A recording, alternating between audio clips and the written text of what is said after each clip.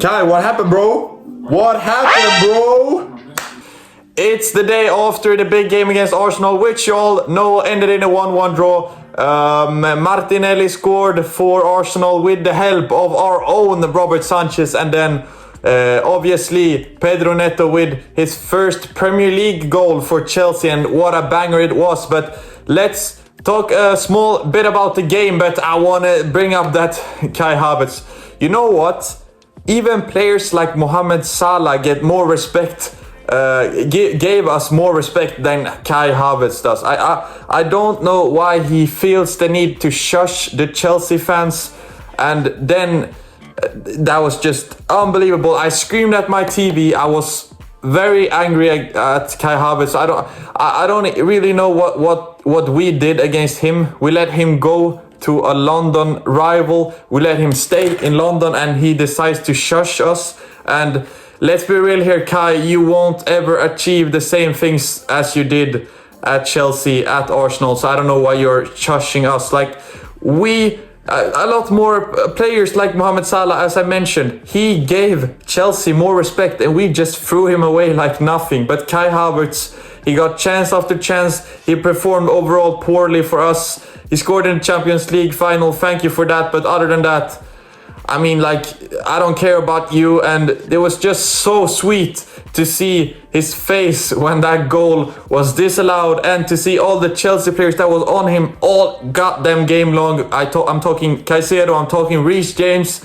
They just kept on trying to mess with his head all game, and it was just beautiful. He didn't create nothing. He did nothing the whole game except for that goal. The same goes for Bukayo Saka. A lot of people and pundits I saw, some people said, oh, Bukayo Saka is going to have a field day today against Cucurella. Cucurella, man of the match. Bukayo was nowhere to be seen. He didn't do anything. And without Odegaard today, I thought that they wouldn't start him. But obviously, what a player he is to start a game after that injury. And he was superb. And he was the one who gave that pass to Martinelli. But you know what? Sanchez has to say that. And yeah, it's bad defending by Gusto. He should close the distance down a bit faster. But what is this? Like, we will never be a serious team with Robert Sanchez in goal. And I'm not hating on him personally. You all know that it's just based on his footballing ability. He makes some great saves sometimes, but then he just reverses the shit out of it by making a mistake. Like, yeah, it's good that you make some wordies sometime, but at the same game, you do a mistake that cost us a goal. Just be a solid goalkeeper. That's all I'm asking for. I wouldn't blame you. Have the front post clear at that point. Like, I don't know, the shot isn't that great either. It's not like it's straight on to the roof of the net. Either way, it's just in middle height. I think he might be expecting a cross there, but he gotta cover that up. And Moises Caicedo, another fabulous game by him. You all know that everyone is hopping on the Caicedo train right now. Before he got a lot of hate for being a flop, but you all know Caicedo, he's a player. He came from Brighton. Brighton are traditionally not that big of a team. I know that they are great in the league, and they have been for some seasons, but they aren't a big club like that. It's not the same expectation at Brighton as it is at Chelsea, and he gotta settle in. And we also have a lot of new players, so they had to learn to play together. So judging Caicedo that quick was a mistake by a lot of people, and he's finally showing his class and why we paid such a huge amount of transfer fee for him.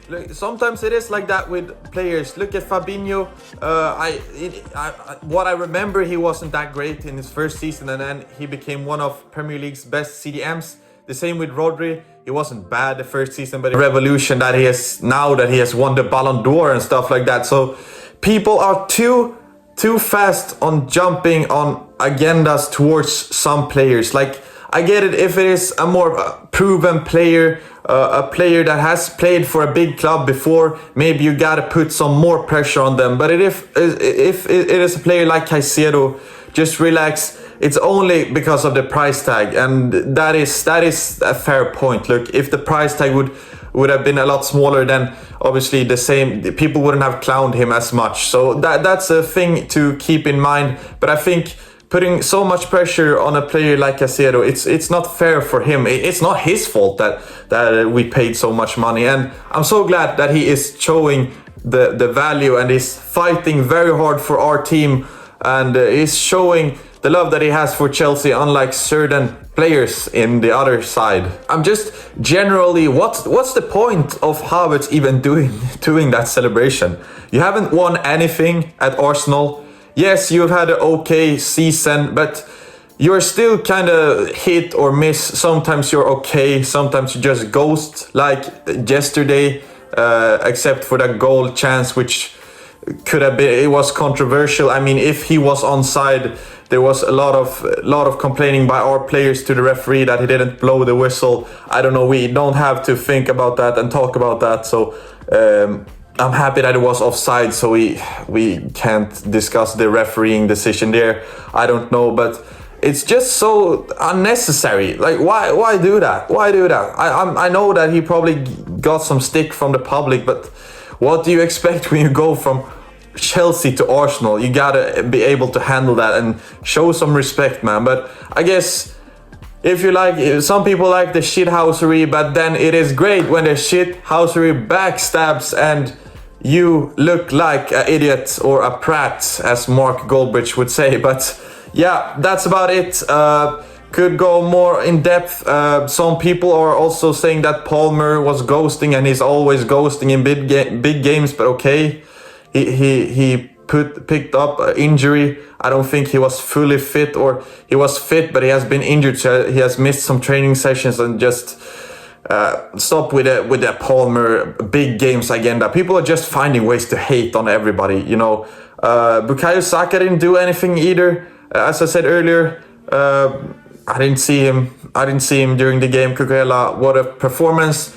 And that's about it. I'm happy that we got 1 point against Arsenal, and it shows how far we have come from last season, that we played an equal game against Arsenal. Anybody could have won. Obviously, we need to start performing a bit better against the better teams, but it is a process. Enzo Maresca is new to the job, so that's about it.